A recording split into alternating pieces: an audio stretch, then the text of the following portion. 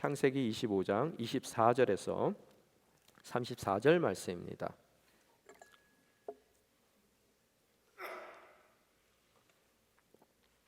허락해 주신 하나님의 말씀 한 목소리로 저희들 읽겠습니다. 리브가가 출산할 때가 돼서 보니 그녀의 뱃속에 쌍둥이가 들어 있었습니다. 먼저 나온 아들은 빨갛고 온몸이 털옷과 같아서 그 이름을 에서라고 했습니다. 그 다음에 그의 동생이 나왔는데 손으로 에서의 발꿈치를 잡고 있었습니다. 그래서 그 이름을 야곱이라고 했습니다. 그들을 낳았을 때 이삭은 60세였습니다. 그 아이들이 자라서 에서는 능숙한 사냥꾼으로 들판에 나다니는 사람이 됐습니다. 야곱은 조용한 사람이어서 장막에 머물러 있었습니다. 이삭은 사냥한 고기를 좋아했기 때문에 에서를 사랑했고 리브가는 야곱을 사랑했습니다. 그런데 어느 날 야곱이 죽을 끓이고 있는데 들판에 나갔던 에서가 돌아왔습니다. 에서는 배가 고팠습니다. 에서가 야곱에게 말했습니다. 그 붉은 죽을 내가 좀 먹게 해다오. 나 정말 배고파 죽겠다. 붉은 것을 먹겠다고 해서 그의 별명을 에돔이라고 부르기도 합니다. 야곱이 대답했습니다. 먼저 형의 장자권을 오늘 내게 파십시오. 에서가 말했습니다. 내가 지금 죽을 지경인데 장자권이 내게 무슨 소용이냐? 그러자 야곱이 말했습니다.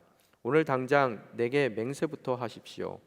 에서가 맹세를 하고 야곱에게 자기 장자권을 팔았습니다. 그제야 야곱이 에서에게 빵과 붉은 죽을 주었습니다. 에서는 먹고 마신 후 일어나 가버렸습니다. 이처럼 에서는 자기 장자권을 소홀히 여겼습니다. 아멘. 계속해서 저희가 25장의 말씀을 읽고 있습니다. 지난주에는 저희가 족보에 대한 이야기를 했었죠. 아브라함의 죽음이라는 사건 전후로 해서 세 개의 족보가 나오게 됩니다. 앞에 있는 족보는 그두라, 아브라함이 말년에 얻었던 첩의 이름이 그두라죠.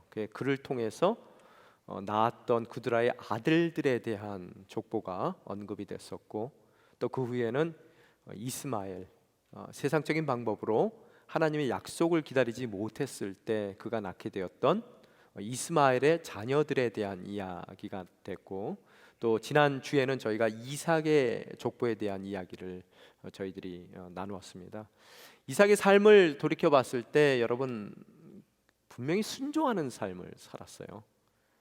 결혼을 할 때도 한 번도 얼굴도 본 적이 없고 만나본 적이 없는 리브가가 하나님께서 언약의 성취를 위해서 그를 위해서 선택하신 바로 그 아내라는 것에 대한 믿음을 갖고 하나님께 순종하며 리브가를 아내로 받아들이는 이삭의 모습을 저희들이 읽게 되었습니다. 이렇듯 순종하는 가정, 믿음 가운데 서 있는 가정, 또 약속의 성취를 기다리고 있는 이 가정 가운데 여러분 문제가 있었습니까? 없었습니까? 저희들이 지난 시간에 읽었을 때 보면 문제가 있었어요. 어떤 문제가 있었습니까? 자녀가 없는 거예요. 몇 년 동안요? 20년 동안 오랜 기다림을 또 하나님께서 허락하시더라는 거예요. 여러분 인생 가운데 항상 놓치지 마셔야 될 것이, 우리가 아무리 순종하고 하나님 자녀로서의 삶을 살아가고 또 믿음의 생활 가운데서 다른 누구들의 어떤 사람들의 눈에 보이더라도 본이 될 수 있는 그런 삶을 살고 있다 한다고 하더라도 우리 인생 가운데서는 하나님께서 허락하시는 오랜 기다림이 있을 수 있는 것이고, 또한 그 기다림 가운데서 우리가 어려움을 겪기도 하고 또 어려움 가운데서 좌절할 수밖에 없는 절망의 순간들을 경험하기도 하고 또 아픔을 느끼며 저희들이 눈물을 흘리는 그런 날들이 있더라는 거예요. 여러분이 그걸 잊어서는 안 된다는 거예요. 그래서 제가 여러분에게 말씀드렸던 그 영적인 그런 법칙이 하나 있습니다. 프린시플이 있어요. 원칙이요. 뭐라고 그랬습니까? 은혜의 법칙이라고 그랬어요. 왜 우리 인생 가운데 이렇듯 어려운 기다림이 있는가? 그 은혜의 법칙이 뭐라고 그랬습니까? 자격이 있어서 우리를 불러주신 것이 아니었다라는 거예요. 그분이 주권 가운데서 우리를 불러주셨고 그분의 선택 가운데 부름받은 자격 없는 우리들을 불러주시고 나서 그 후에 그분이 허락하시는 모든 약속의 성취를 우리 삶 가운데 담아주실 터인데, 그 담아주시는 그 모든 것이 우리에게 진정한 축복이 되게 하기 위해서 자격 없는 우리를 불러주셨지만 부르심 이후에 우리 인생 가운데 그 자격을 만들어 가시는 하나님이라는 것을 제가 말씀을 드렸다는 거예요. 그래서 우리 인생 가운데서도 하나님께서 이 땅 캐나다 땅까지 우리를 불러주셨을 때는 우리에게 주신 언약이 있더라는 거예요. 그럼 우리는 그 언약이 캐나다에 도착하자마자 빨리 성취되기를 원함에도 불구하고 이 캐나다 땅에서의 오랜 시간 동안 하나님께서 기다리게 하시고, 또 그 기다리는 과정 가운데 우리 삶 가운데 어려움을 허락하시기도 하고, 또 우리가 흔들릴 수밖에 없는 그런 이 현실적인 문제 가운데 정말 주님께 간절히 매달릴 수밖에 없는 그런 고통의 시간들을 허락하시기도 하더라는 거예요. 그런데 여러분이 그 상황 가운데 꼭 기억하셔야 될 것이, 우리에게 성취시켜 주시는 모든 언약이 우리 인생 가운데 정말로 잘 담겨진 그런 축복이 되게 하기 위해서 우리 인생 가운데 축복을 담을 만한 그릇, 그 자격을 만들어 가시는 하나님의 놀라운 손길이 거기에 숨겨 있다는 것을 여러분이 깨달으실 수가 있어야 되더라는 거예요. 그래서 결국 20년을 기다리게 합니다. 그래서 이삭의 기도, 제가 아버지의 기도에 대해서 지난 시간에 말씀을 드렸어요. 그 아기에 대한 기도는 엄마가 보통 해야 된다고 생각하지만 아버지의 기도를 통해서, 남편의 기도를 통해서 하나님께서 결국 20년 만에 그들의 가정 가운데 자녀를 허락하시더라는 거예요.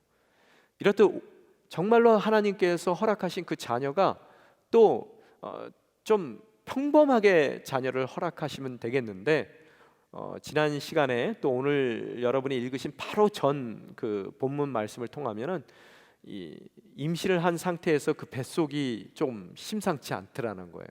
이 3차 대전이 일어납니다. 그 안에서 싸움 가운데서 너무나 이 당혹스러운 그런 일을 리브가가 겪게 되더라는 거예요. 뭐 요새 같으면은 임신한 이후에 울트라사운드를 통해서 그 임신한 아기들이 쌍둥이이기 때문에 서로 밀치고 당기고 하는 그런 일 때문에 뱃속이 불편하다는 것을 우리가 알아낼 수 있겠지만, 그 당시에는 뭐 들여다볼 수 있는 그런 그 가능성이 없더라는 거예요.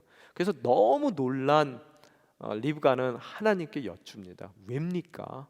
20년이나 기다려서 임신하게 됐는데 가까스로, 그런데 왜 이 뱃속이 남들과는 좀 다른 그런 임신의 기간들을 겪게 되는지요? 라고 하나님께 묻게 되더라는 거예요.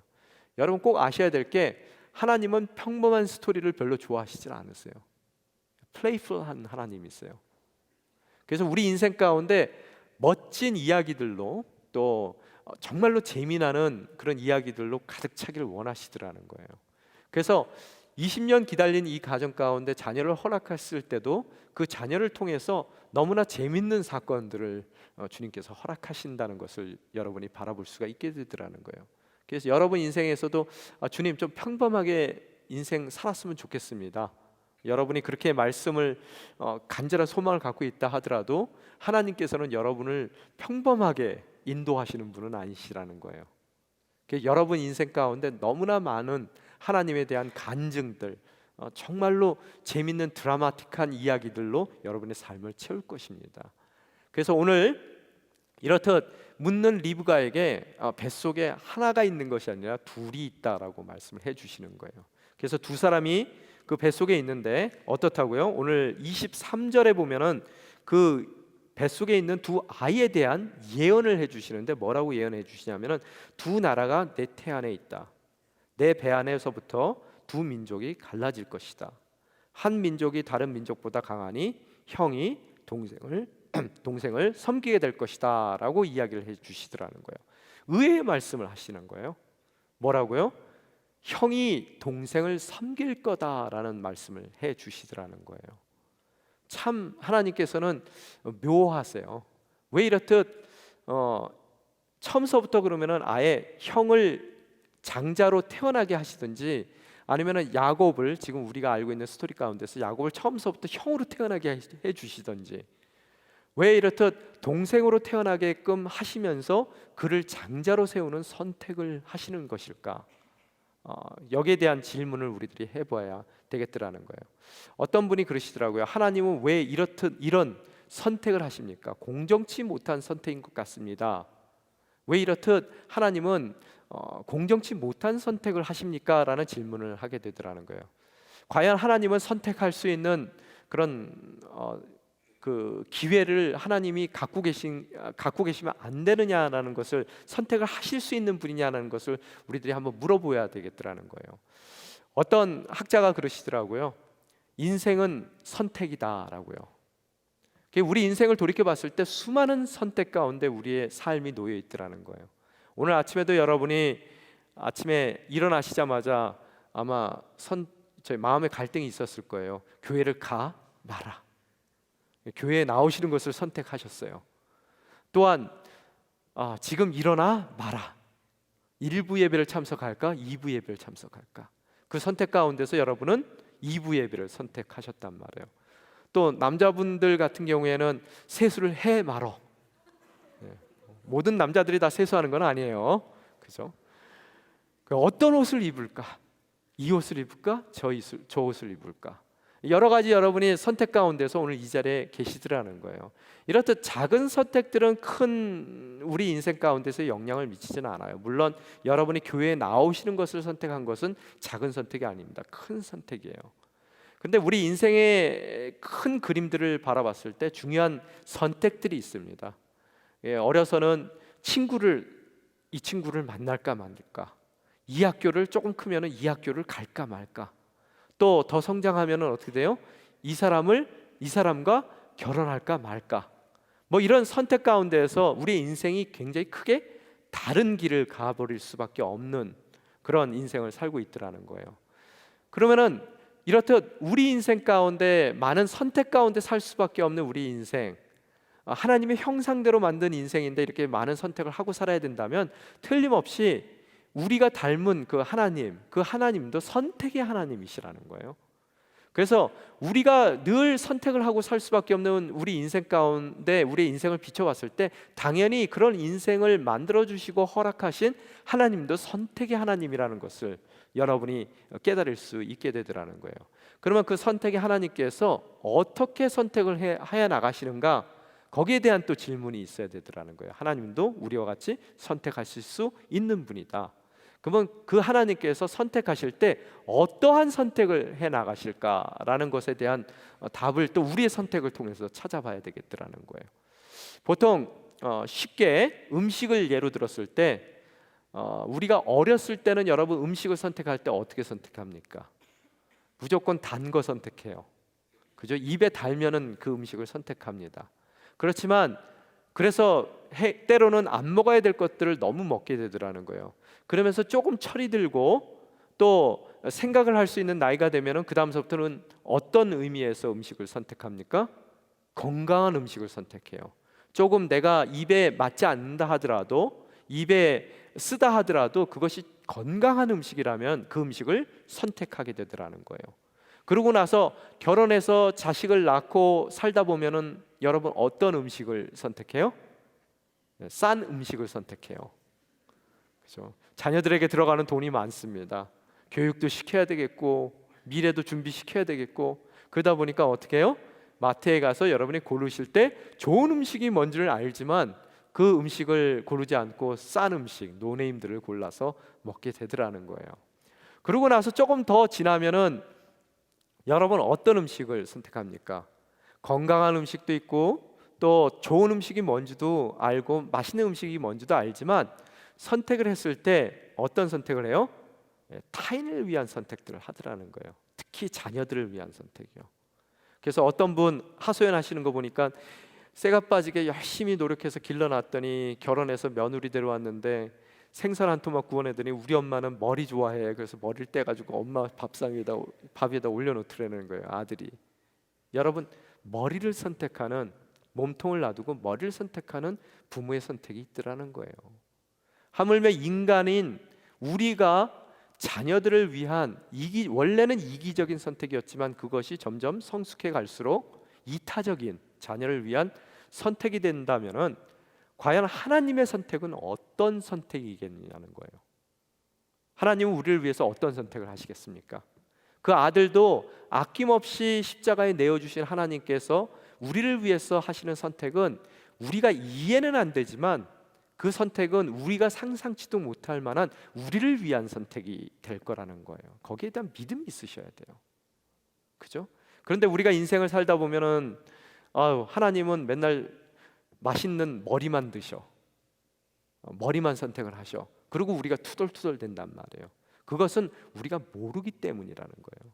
여러분, 믿음이라는 것은 어리석어서 모르는 우리들이 그 어리석음 가운데서 모르는 것으로 남아있는 것이 아니라 하나님의 지혜를 깨닫게 해주는 것이 믿음이고, 또 오늘을 살 수밖에 없기 때문에 내일을 우리가 바라볼 수 없는 그런 한정적인 삶을 살 수밖에 없는 우리 인생 가운데서 내일을 바라볼 수 있게 해주는 것이 바로 믿음이라는 거예요. 그런 의미에서 우리가 이해 안 되는 하나님의 선택, 또 내일 그 선택이 어떠한 보다 나은 선을 이룰지를 바라보지 못하는 오늘에 속해 있는 우리 인생 가운데서 우리는 믿음 가운데 하나님께서 하시는 그 모든 선택이 우리를 위한 그분의 이타적인 선택이라는 것을 믿음 가운데 선포할 수 있게 되더라는 거예요.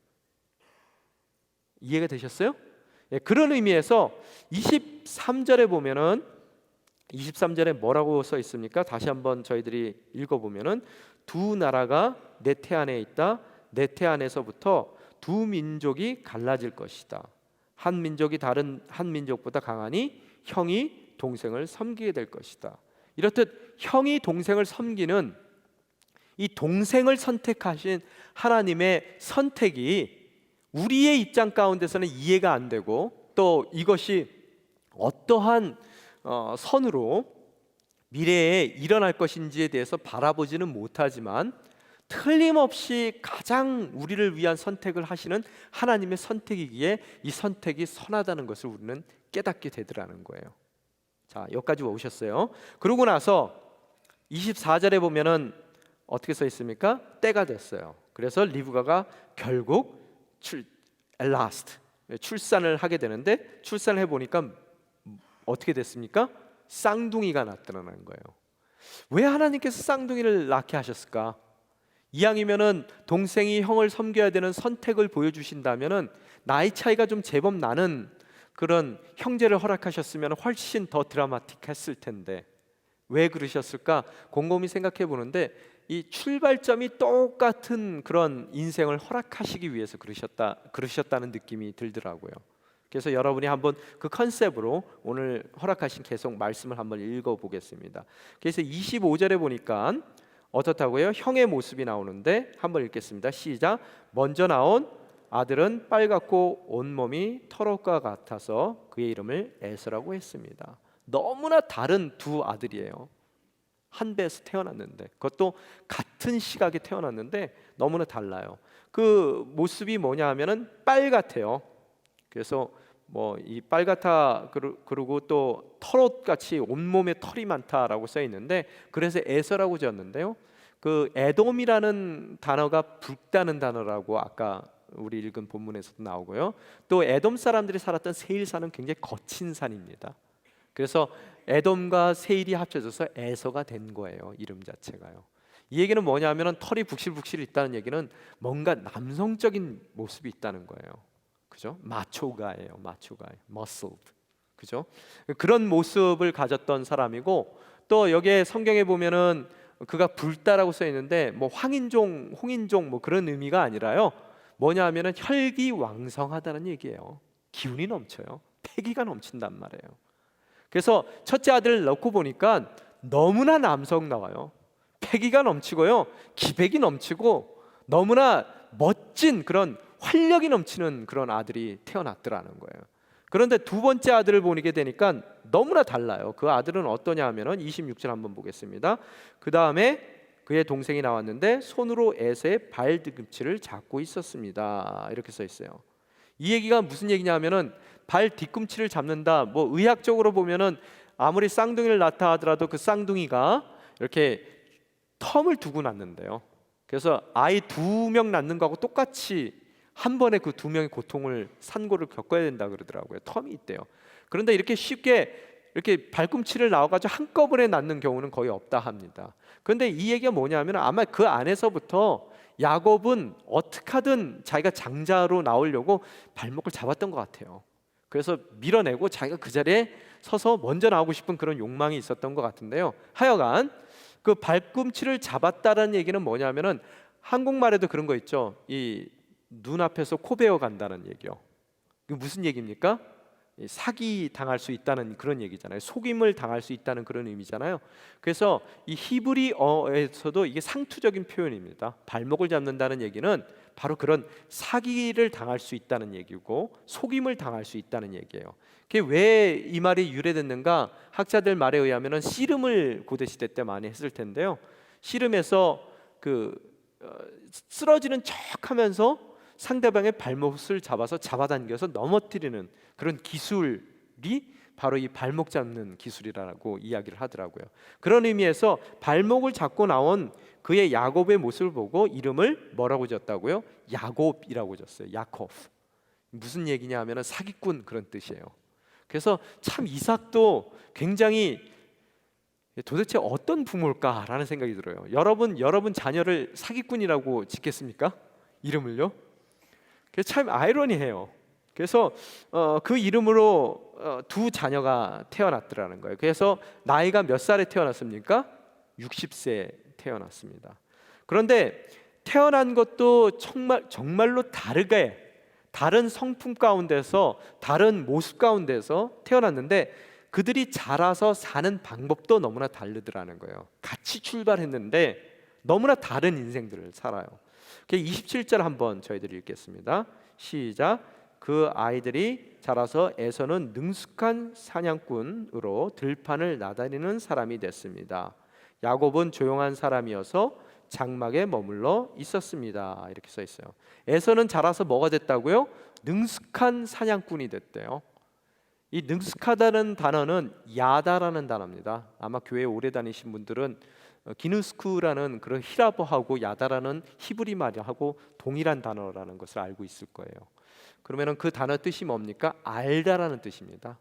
그런데 그냥 이 명제적으로 이 생각적으로 아는 것이 아니라 많은 경험들을 통해서 안다라는 단어예요. 그가 능숙하다는 이 단어는 뭐냐면은 오랫동안 사냥을 했기 때문에 자기의 피부로 경험으로 아주 정말 스킬드 돼 있는 그런 사냥꾼으로 에서를 표현하고 있습니다. 그래서 그는 어떻게 했어요? 이 들판을 누비고 다녔어요. 그런 삶을 살았습니다. 그런 삶을 28절에 뭐라고 써 있습니까? 이삭이 어떻게 했어요? 사랑했는데 한번 28절 저희들이 읽어보겠습니다. 이삭은 사냥한 고기를 좋아했기 때문에 에서를 사랑했고 라고 써 있어요. 이삭이 그런 에서를 사랑했다는 거예요. 사냥꾼이었던, 또 들판을 누볐던 그 정말로 마초맨, 남성다운 패기와 그 모습을 가진 이삭을 사랑했어요. 여러분이 여기서 보면은 고기 좋아해서 이삭이 에서를 사랑했다 이렇게 써 있으니까 뭔 아빠가 뭐 이런 고기 사 먹지 뭐 이런 생각을 여러분이 가질 수가 있는데요. 이 얘기가 뭐냐 하면요, 당시에 사냥꾼이라는 것은요 굉장히 부러움의 직종이에요. 부러움을 받던 직종이요. 그래서 우리의 지금 현실로 얘기한다면 뭐냐 하면요, 이 사람이 너무 뛰어난 그런 능력을 가진 아들이에요. 남들 보기에도 정말 호탕하고 패기도 있고요, 실력도 있어요. 그리고 스킬풀한단 말이에요. 그런데 어딜 다녀요? 애플에 다녀요. 구글에 다닌단 말이에요. 그래서 연봉이 얼마예요? 억대가 넘어요. 그런데도 자기만 챙기는 것이 아니라 주변 사람들 밥도 잘 사줘요. 그래서 집안에 무슨 대소사가 있으면 어떻게 해요? 호텔 하나 다 빌려. 동네 사람 다 초청해. 뷔페 먹는 거예요. 또한 들판을 누비고 다닌다는 얘기는 뭐냐 하면요, 또 영업에 굉장한 자질이 있어요. 세상을 다 나의 그 페리시로 삼아서 세상을 누비며 다니면서 큰 사업의 그 확장을 이루고 있는, 존경받고 능력이 인정받는 그런 비즈니스맨이란 말이에요. 그런데 어떻다고요? 출장을 자주 다니고 자가용 비행기 타고 다니고 막 이러는데 올 때마다 그냥 오는 것이 아니라 면세점에 들려서 아빠 롤렉스 시계를 사다 줘요. 또 엄마에게 어떻게 합니까? 예, 그 귀중히 여기는 아가들 있죠, 여자분들이. 예, 뭐 이렇게 Y자 비슷하게 써 있는 그런 가방들, 뭐 이런 것들을 갖다가 막 아낌없이 매번 올 때마다 사다 주는 그런 능력 있는, 장래가 촉망되는 모든 것을 갖춘 그런 멋진 아들이란 말이에요. 여러분 아들이 구글 다니면서 여러분에게 맨날 롤렉스 시계 사다 주고 명품 가방 사다 주고 좋겠어요, 안 좋겠어요? 좋아요. 왜 안 좋겠습니까? 그런 인정받는 아들에다가 이 패기도 있고 남성다운 호탕함도 있어가지고 뭐 마을 사람들을 위해서 잔치도 벌이고, 정말로 보니까 어때요? 우리 가문의 자랑이고 정말로 우리의 종손으로서 정말 부족한 부분이 하나도 없는 바로 그 아들이란 말이에요. 근데 문제는 뭐냐 하면은 리브가가 아이를 가졌을 때 하나님께서 예언을 말씀을 해주셨는데 걔가 장자가 아니라 누가 장자가 된다고요? 예, 정말로 장자 같은 큰아들 종손 같은 에서가 아닌 다른, 이 털도 없는 애, 얘가 이 장자가 된다는 거예요. 그래서 이 멋진 우리 에서가 야곱을 섬겨야 된다. 이 이름 자체도 속이는 자, 그죠? 사기꾼, 정말 별 볼 일 없는 이 아들을 섬겨야 된다라는 것을 이야기하고 있더라는 거예요. 그래서 그 아들의 모습도, 둘째 아들의 모습도 27절에 보면은 뭐라고 써 있어요? 야곱은 조용한 사람이어서 장막에 머물러 있었습니다 라고 써 있어요. 조용해요. 성품도 여성스럽단 말이에요. 그리고 장막에 머물러 있다 그러니까 우리는 그 추리닝 입고 있는 동네 형을 생각하는데요, 그건 아니고요. 장막에 머문다는 얘기는 목축업에 종사하고 있다는 얘기예요. 별로 그렇게 패기도 없고요, 뭔가 이렇게 추진력도 없고요. 그래서 어떻게 해요? 그냥 이렇게 잘하긴 잘하는데 아버지 비즈니스 옆에서 돕고 있단 말이에요. 그죠? 근데 걔가 뭐라고요? 장자가 될 거라는 거예요. 그 집안에 이끌어가는 그런 가문의 종손이 될 거라는 이야기를 들으니까 이 이삭 입장 가운데서 왜입니까? 라는 생각이 드는 거예요. 내가 보기엔 제가 맞는데 왜 말이 안 됩니다. 아마 리브가가 그때 너무 아파서 헛것을 들었을 거예요. 그리고 하나님, 만약에 제대로 들었더라도 당신의 판단이, 당신의 선택이 잘못된 것 같습니다. 잘못된 선택이에요. 그래서 어떻게 해요? 절대로 아니라고 부인하면서 에서를 지지했던 것 같아요. 더 사랑을 쏟고 그가 장자가 되기를 원했던 것 같아요. 근데 여러분, 왜 이렇듯 잘 나가는 에서, 스펙도 좋고 모든 것을 갖춘 에서가 장자가 아니라 왜 이렇듯 별 볼 일 없는 야곱, 그것도 여러분 별 볼 일 없으면 착하기라도 해야 되잖아요. 그죠?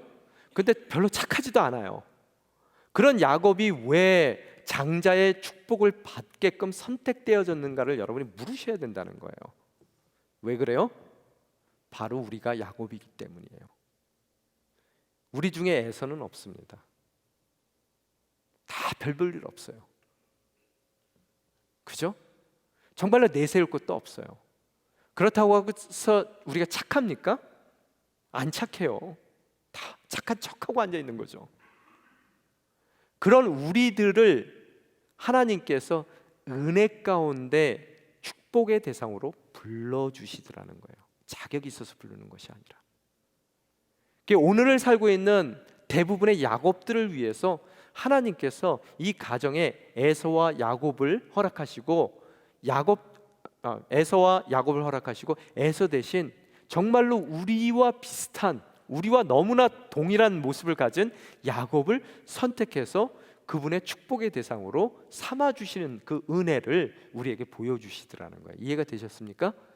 그래서 아버지는 어떻다고요? 이 아들 에서를 너무나 편애했습니다. 그런데 28절에 보니까 리브가는 어떻게 했습니까? 리브가는 어떻다고요? 야곱을 사랑했어요. 그러면 목사님, 에서를 사랑했던 이삭은 조금 하나님께 불순종하는 삶을 살았던 것 같고, 하나님의 예언의 말씀을 귀담아 듣지 않고 하나님의 선택이 잘못됐다라고 생각했던 사람이라면 리브가는 정말로 하나님의 말씀을 잘 들었군요. 꼭 우리 집 같아요. 농담을 했는데 웃질 않으세요. 네. 꼭 우리 집 같아요. 뭐 이렇게 여러분이 말씀을 하실 수 있는데, 리브가가 하나님의 말씀에 순종해서 야곱을 사랑했습니까? 제가 보기엔 절대로 아니에요. 왜 사랑했어요?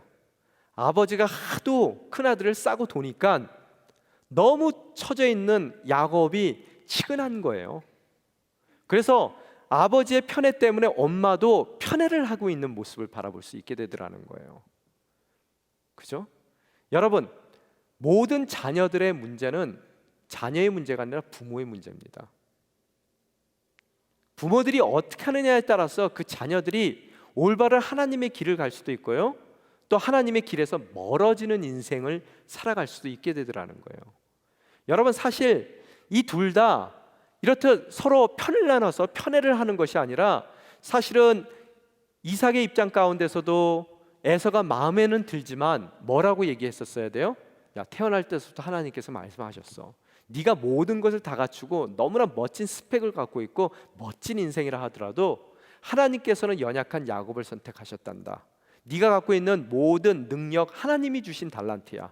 그 달란트를 통해서 네가 조금 모자라 보인다 하더라도 하나님의 선택에 순종하고, 그분은 가장 선한 것을 선택하시는 분이기 때문에 그분의 선하심을 인정하고 네가 갖고 있는 모든 것을 통해 야곱을 섬기렴. 어려서부터 교육을 시켰었어야 되는 거예요. 그랬을 때 야곱도 멋진 인생을 살게 되지만 섬겨준 너의 인생도 그 못지않는 멋진 인생을 하나님께서 허락하실 거야. 교육을 시켰었어야 돼요. 또한 여러분, 그런 편애하는 아버지를 보고 야곱은, 여러분 항상 보면 조용한, 또 집에 있는 사람들의 특징이 뭐냐 하면 감수성이 예민해요. 여러분, 아마 에서가 이런 반대 입장이라 그러면은 지네들끼리 좋아하건 말든 그리고 자기 할 거 할 거예요. 그렇지만 야곱 같은 경우에는 그것이 너무 상처란 말이에요. 그래서 엄마가 그를 싸고 돌 수밖에 없는 입장이라는 말이에요. 그 입장 가운데서 엄마도 그 자녀에게 걱정하지 마라. 하나님께서 너를 장자로 세웠기 때문에 네가 믿음 가운데 서 있기만 한다면, 은혜 가운데 너를, 자격이 있어서 너를 택하신 하나님이 아닌 은혜 가운데 자격이 없는 너를 택하신 하나님께서 너를 장자로 세우고 축복할 텐데, 그때 가서 너는 다른 사람들에게, 자격 없는 모든 이들에게 축복의 통로로서의 역할을 네가 해야 된다. 형이 만약의 경우 저렇게 철부지처럼 저렇게 돌아다닌다 하더라도 그 형까지도 네가 축복하는 삶을 살아야 된다. 너는 하나님의 언약의 대상이다 라는 것을 심어줘야 됨에도 불구하고 뭐라 그래요? 야, 걱정하지 마. 그래도 네가 장자야. 내가 똑똑히 들었어. 너의 마음 지금 아플 필요 없어. 남에 대한 배려를 가르치지를 못했어요. 이삭은 에서의 삶 가운데 진정 겸손을 가르치지 못했고요, 또한 리브가는 그 야곱의 인생 가운데 진정 은혜 가운데에서 축복의 통로, 자기가 자격이 있어서 된 것이 아닌 것에 대한 그런 깨달음 가운데에서 축복의 통로가 돼야 된다는 것을 가르치지 못했다는 거예요. 하나님이 선택하셨으면 그 하나님의 선택이 가장 선한 것임을 믿고 그 선택에 순종하며 그들이 배워야 할 것을 가르쳐야 되는 것이 부모의 역할인데도 불구하고, 그들은 자기의 그런 프리퍼런스를 따라서 편애하는 그런 모습을 갖게 되고, 그 편애 가운데서 진정 이 가정 가운데서 앞으로 겪게 될 그 비극이 시작되는 모습을 우리 인생 가운데서 바라보게 되더라는 거예요. 우리 인생 똑같아요. 무슨 얘기인지 이해가 되셨습니까? 바로 그 모습이라는 거예요.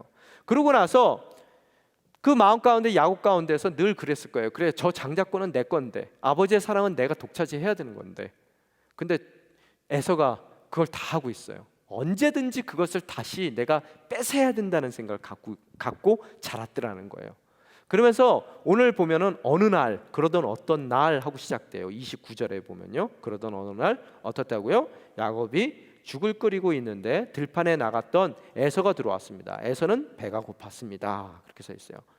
그러던 어느 날이라고 써 있어서 꼭 이게 우연 같은 사건일 것 같은 느낌이 들거든요. 과연 우연일까요? 예. 여러분, 야곱은 상당히 관찰력이 뛰어난 사람입니다. 여러분 라반과의 그 염소 딜 가운데서도 보시다시피 훗날 야곱의 모습을 보면 굉장히 관찰력이 뛰어나고 아주 치밀한 사람이에요. 아마 계산을 했을 거예요. 에서가 맨날 들에 저렇게 나다니는데 에서가 7월 달 여름에는 쉽게 동물을 잡을 수 있으니까 쉽게 잡을 수 없으니까 만약에 한 번 나가면 일주일 걸리지만 겨울에는 만약에 나간다 그러면 먹을 게 없으니까 동물들이 근처에까지 나와 있으니까 한 3일이면 돌아오더라. 그리고 일 중심적인 그런 에서의 모습이에요. 여러분 일 중심적인 사람들 특징이 뭡니까? 일 한번 시작하면 끝날 때까지 밥 안 먹어요. 그죠? 그래서 사냥간에 있는 동안에 밥 안 먹고 아마 사냥했을 거예요. 아빠의 기쁨이 되기 위해서 목에다가 사슴 한 마리 걸고 들어오기 위해서 밥도 안 먹고 쫓아다녔을 거란 말이에요. 얼마나 배고파요. 그러면은 요맘때쯤이면은 에서가 돌아오는 날은 요 날쯤 되겠다. 또한 에서가 좋아하는 음식이 뭔지를 파악하고 있었을 거예요. 그래서 오늘 보면은 죽을 끓이는데요, 우리는 보통 이걸 단팥죽이라고 생각했어요. 저도 어렸을 때 그래서 에서와 나의 에피타이트는 비슷하구나 이렇게 생각을 했거든요. 그래서 이스라엘 사람들도 단팥죽을 먹는구나 뭐 이렇게 생각을 했는데 단팥죽이 아니라 빨간색 콩을 스튜, 영어에서는 스튜라고 그러죠. 그걸 양파와 또 고기와 또 갖은 양념들을 넣어서 이제 부글부글 끓이는 그 스튜와 같은 거란 말이에요. 근데 아마 에서가 이 음식을 상당히 좋아했던 것 같아요. 배가 고픈 상태에서 그걸 끓이고 있어요. 언제요? 에서가 돌아오는 바로 그 시간에. 그래서 부글부글 끓는 소리가 났을 거고요, 집안에 들어오는 순간. 또한 그 집안에는 온통 그 냄새가 가득 찼을 거고, 또 여러분 매운 거 좋아하시는 분들 보면은 빨간색 봐도 땀이 나잖아요. 그런 것 같이 그가 좋아하는 붉은색 음식을 특별히 선택해서 이제 끓이고 있었을 거라는 거예요. 그래서 여러분 한번 생각했어요. 허겁지겁 들어온 에서, 유유히 지금 이 솥 앞에서 스튜를 지금 젓고 있는 야곱. 여러분 그 모습을 여러분이 한번 상상해 보셔야 되더라는 거예요. 그러고 나서 들어왔어요. 30절에 뭐라고 써 있습니까? 에서가 야곱에게 말했습니다. 그 붉은 죽을 내가 좀 먹게 해다오. 이 원어에 보면은 붉은 죽이라고 써 있지 않고 그 붉은 거라고 얘기를 해요. 그 붉은 거. 말도 안 나오는 거예요. 너무 배가 고팠어요. 그래서 뭐라고 얘기냐면 나 정말 배고파 죽겠다라고 얘기를 하는데요. 여기서 배고프다는 얘기도 영어 성경에 보면은 뭐라고 써 있냐면은 famished라고 써 있어요. 아니면 faint라는 단어도 가능하고요. 이 얘기가 뭐냐면은 혈당이 정말 떨어진 거예요. 그래서 정신을 못 차리고 기절 직전이라는 얘기예요. 너무너무 배고팠어요. 그래서 여기서 또 먹게 하라는 단어도 정말로 먹게 해다오라는 그 먹는다는 단어도 그냥 먹는다는 얘기가 아니라 들어 마시게 해달라는 단어예요. swallow라는 단어도 쓰기도 하고요. 그 다음에 swallow라는 단어도 쓰기도 하고, 아니면은 이걸 갖다 gulp라는 단어, 그냥 개걸스럽게 꿀떡꿀떡 마신다는 그런 단어로 사용되기도 하더라는 거예요. 너무너무 배고픈 거예요. 그래서 그 붉은 것을 먹게 해달라는 그 유래에 의해서 그의 이름이 별명이 에돔이라는 별명을 가졌다라고 오늘 성경은 말씀하고 있더라는 거예요.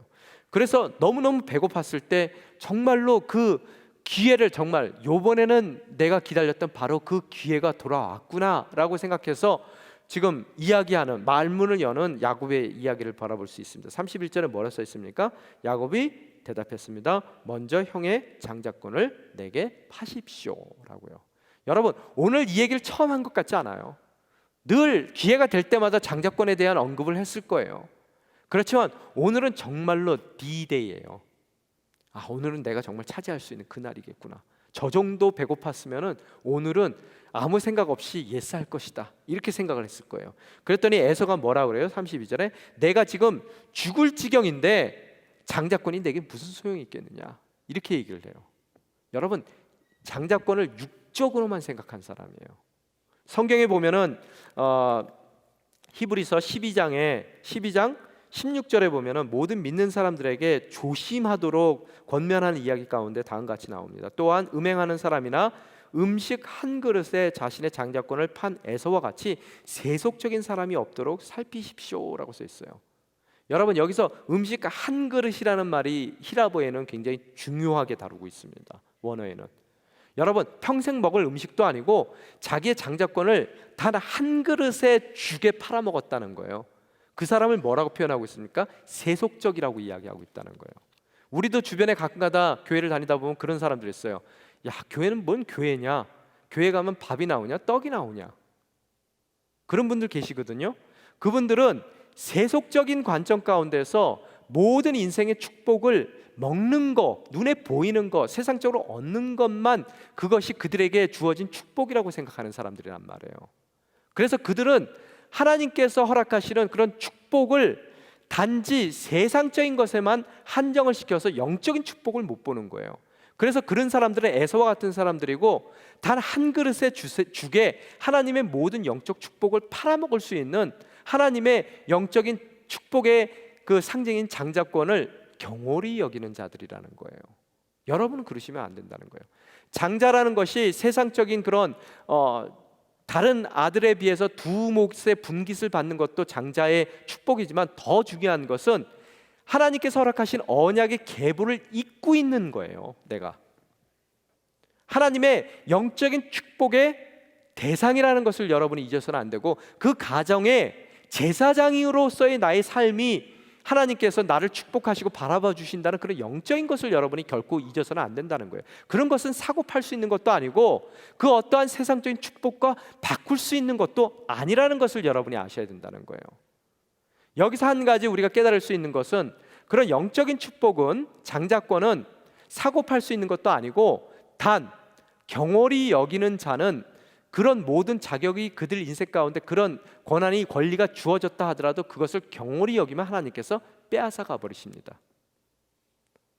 교회에 나가면은 밥을 주냐? 떡이 생기냐? 조심하셔야 된다는 거예요. 그 얘기를요. 야, 공부해, 공부. 무슨 교회야?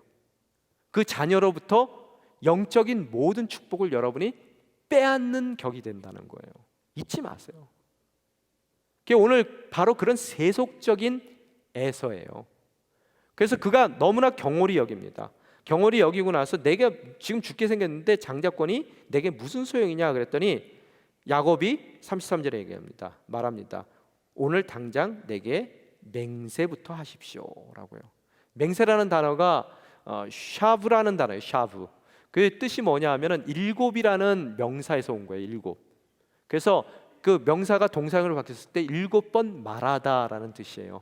그럼 무슨 소리입니까? 7이라는 것은 완전 숫자죠. 완전하게 얘기한다. 7번 반복해서 얘기하기 때문에 번복하지 못하다는 것이 바로 맹세라는 거예요. 맹세라는 거예요.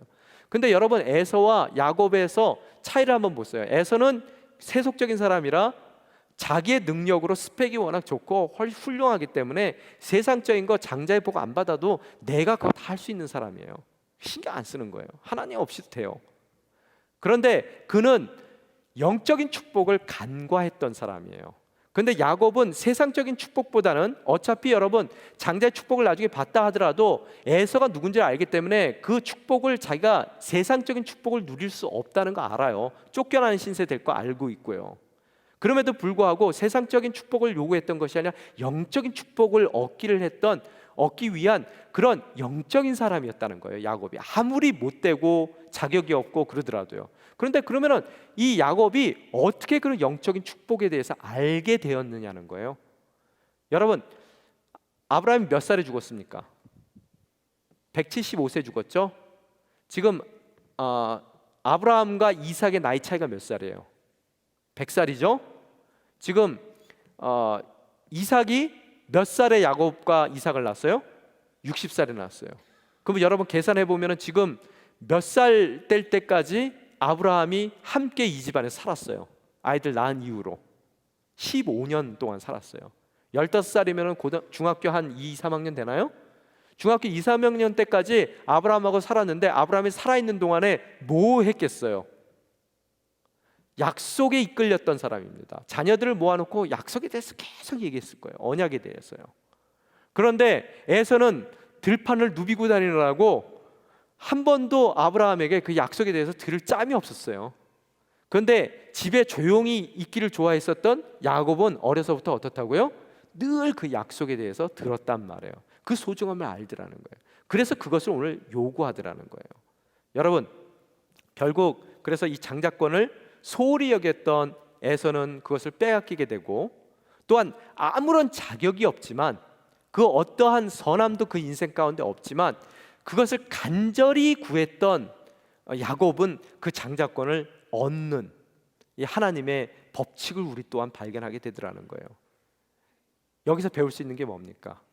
우리 또한 아무런 자격이 없는 야곱과 같은 인생이지만, 또한 우리 자녀들 또한 똑같은 모습이지만, 우리가 열렬히 하나님의 영적인 축복을 간구했을 때 간절한 우리 삶 가운데 그 영적인 축복을 허락하시는 하나님이라는 것을 여러분이 깨달을 수가 있게 되더라는 거예요.